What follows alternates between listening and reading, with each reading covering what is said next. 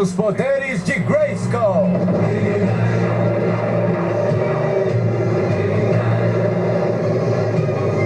Eu tenho a força! Hoje a gente vai conversar sobre o tema da força e 2 quadrinhos pra gente... recomendação já, esses 2 quadrinhos, mas pra gente discutir, que conversamos um pouquinho ano passado nos vídeos de leituras, de diário de leituras. Então o primeiro é Mônica Fossa, de uma coleção chamada Graphic MSP. Essa daqui foi produzida pelos desenhos e a história é da Bianca Pinheiro, a mesma que desenhou e escreveu a história do Mônica Laços, que virou filme depois. Um filme bonitinho, viu? Eu assisti recentemente até. E a segunda HQ é o Superman Alienígena, e são várias histórias que foram publicadas de quadrinhos de vários quadrinistas, dentre eles o Max Landis, o Nick Dracota, Tommy Lee Edwards, dentre outros. E desde quando eu falei desses quadrinhos nos vídeos de leituras, que são vídeos bem gerais que eu faço aqui, de algumas leituras que eu gosto de fazer e vou colocando aqui na roda também pra gente discutir. Algumas delas viram vídeos exclusivos, outras ficam só com esse resuminho. E esse eu tinha sinalizado que lá atrás, acho que foi em 2020 ainda, que eu tinha vontade de fazer vídeo, porque eu não li de propósito, mas esses 2 quadrinhos têm um diálogo incrível pra gente pensar o tema da força. Observando agora já adultos, a gente pode pensar que tanto o personagem, todos os super-heróis eu acho que fazem a gente pensar sobre o tema da força, mas especialmente o Superman e especialmente a Mônica. São 2 personagens que trazem, talvez aí num olhar um pouco mais adulto, essa temática de personagens que desenvolveram e já tem nato também a força física muito fortes, mas muitas vezes essa força ela não pode ser colocada em determinadas situações, e aí vem as histórias e aí vem os dilemas pra gente discutir aqui.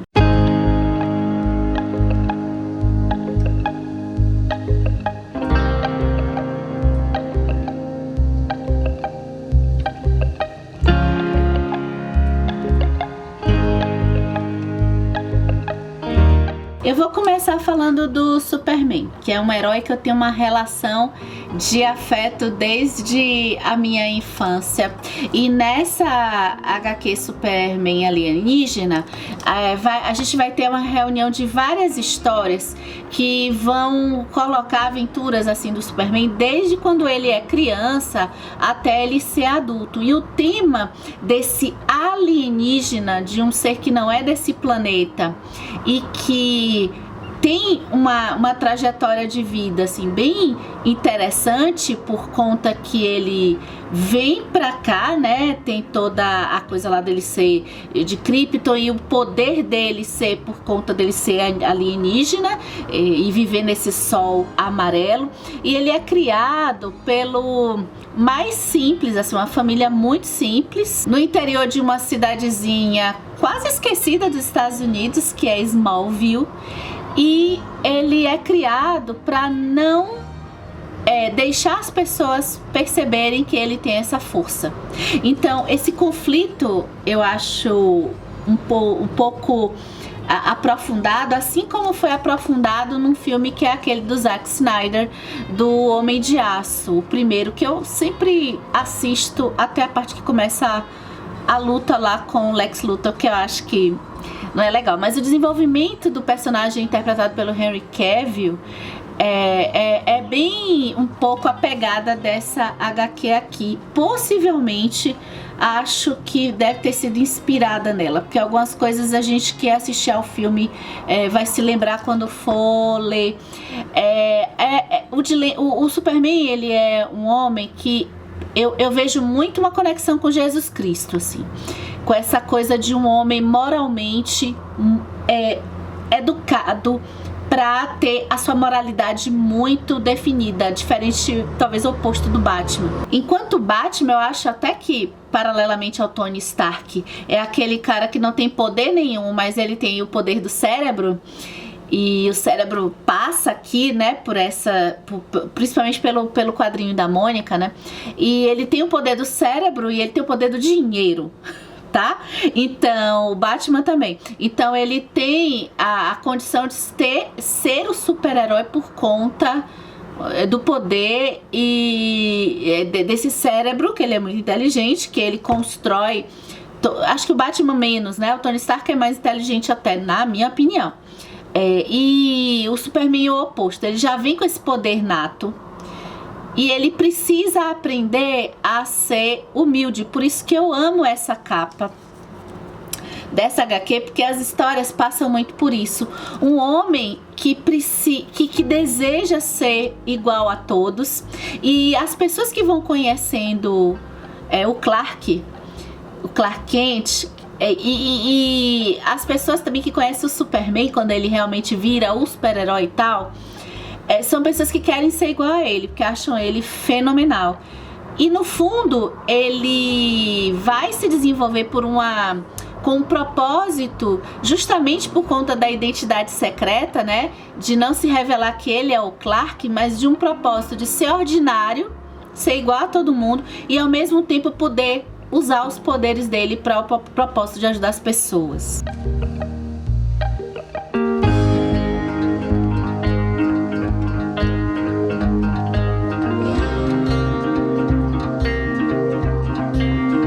O bacana de ver as histórias, especialmente as histórias que o Clark, né, criança, adolescente, é pensar assim, poxa, imagina como deve ser criar uma criança que tem o poder da força. Todos nós já fomos criança e sabemos que quem tem o poder da força e resolve tudo na porrada acaba nesse universo se dando muito bem. É o respeito aí, né, nessa linguagem infantil de que, poxa, ninguém vai mexer com essa criança porque essa criança sabe se defender. Essa criança vai conseguir dar a porrada. Eu, como uma criança que sempre apanhei, nunca consegui, até tentei, né, mas nunca consegui pegar o meu respeito, né, obter o meu respeito por meio da força. Eu tive que desenvolver um pouco e me sair dessas situações que nessa época da infância é um pouco mais difíceis, porque são situações mais práticas, né, e tinha que me sair dessas situações, mas tentando ter um reconhecimento mais até por conta da minha mente. E assim sucessivamente. Eu acho que eu não sei como é que acontece o desenvolvimento de crianças que, assim como a Mônica, tá?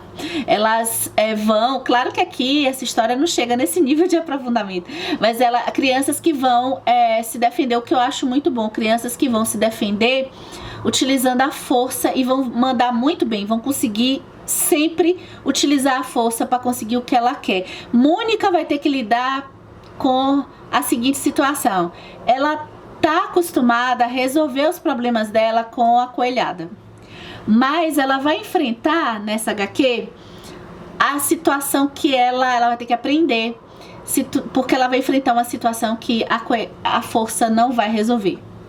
Mesmo que ela use, ela não vai conseguir resolver o problema que ela vai enfrentar aqui com a força.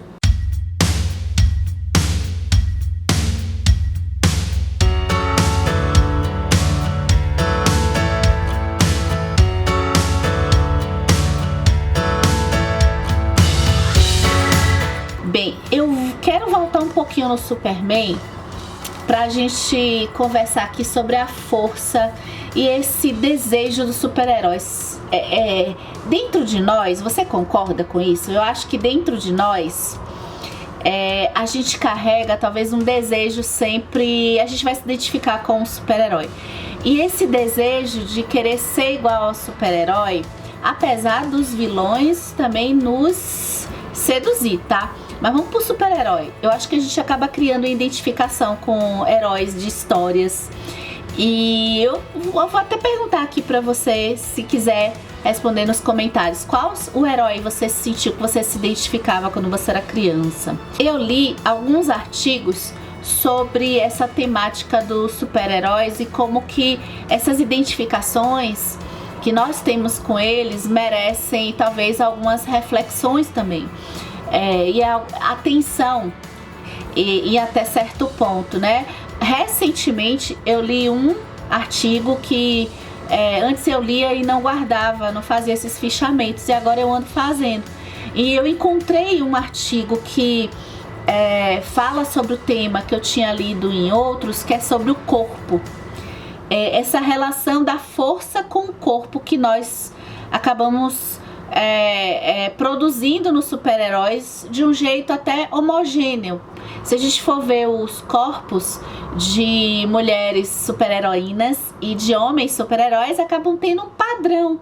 Não são tão diferentes assim. O artigo que eu li se chama Gênero e Super-Heróis, um traçado no corpo masculino pela Norma. E a referência deles estão aqui no box de descrições desse vídeo no YouTube, assim como todas as referências que eu usei para esse vídeo. E esses pesquisadores, eles abordam nesse artigo essa relação de gênero que existe com esse corpo sempre másculo, em que a força ela acaba sendo tendo uma certa grandeza a partir de um estereótipo de corpo sempre musculoso, que é algo pra gente pensar também. Uma outra coisa bacana nesse artigo é essa vinculação desse masculino.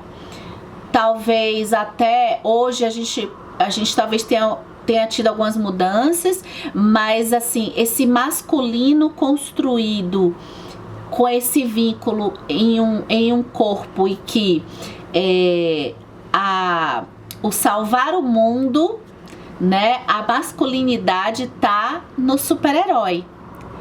A identidade secreta estaria na pessoa comum, na pessoa ordinária, na pessoa que nesse homem que não é especial. Essa identidade secreta esconderia as nossas vulnerabilidades. E é interessante perceber no artigo como que isso que faz assim a nossa identificação com esses super-heróis. Todos eles vão ter a identidade secreta. Aliás, o tema da identidade secreta é debatido numa HQ que eu gosto muito e até já trouxe aqui pro canal, que é o Vingadores, o Guerra Civil. E sem contar que essa coisa do super-herói, da força e da exposição da sua força para resolver e ajudar todos os problemas, é colocado de uma forma às vezes de máscara.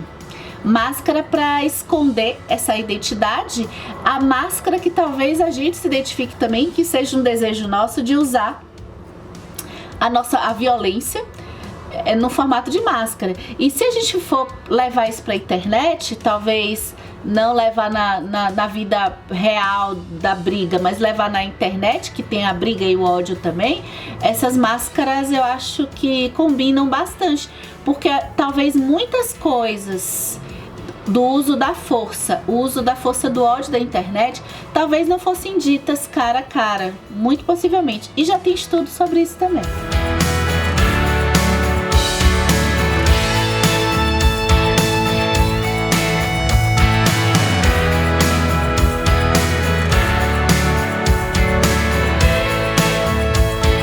Eu acho que o Mônica Força e o Superman alienígena, eles conseguiram histórias que conseguiram captar tanto para crianças e para adultos, conseguem captar a complexidade desses personagens que possuem a força, que possuem esse poder de conseguir resolver tudo fisicamente.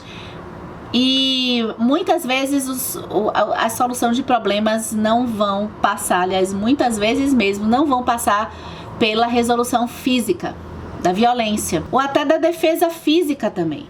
Às vezes essa defesa precisa ser intelectual. O Super-Homem, ele é muito bonito ver a trajetória, né, desde criança até ele se tornar o homem que ele se torna. E é difícil, gente. Vamos pensar aqui no nosso mundo adulto, né? Como que não deve ser difícil, por exemplo, criar uma criança muito bonita, por exemplo. Eu já vi relatos de pais com até filhos, um que é muito bonito dentro da beleza aceitável e que recebe tantas, que tem as coisas tão mais fáceis, consegue as coisas mais fáceis por conta da beleza, e precisam desenvolver outras habilidades também. E às vezes até em comparação com irmãos que não são dentro dos padrões, tendo essa força, essa beleza estética tão chamando a atenção quanto o outro, e pode entender que por conta disso ele é inferior. Então a força não faz alguém superior ou inferior, sendo que nessas histórias de quadrinhos sempre a força é o patamar, né? Então encontrar histórias em quadrinhos, e até pensando quem já leu Mônica aí, que sempre as coisas eram resolvidas pela força, e encontrar essa força ser debatida sob um outro aspecto, a necessidade que Mônica tem de encontrar outro tipo de força, chega a ser um presente, né? Então fica aqui a dica dessas duas histórias, caso você encontre por aí para presentear ou para ler,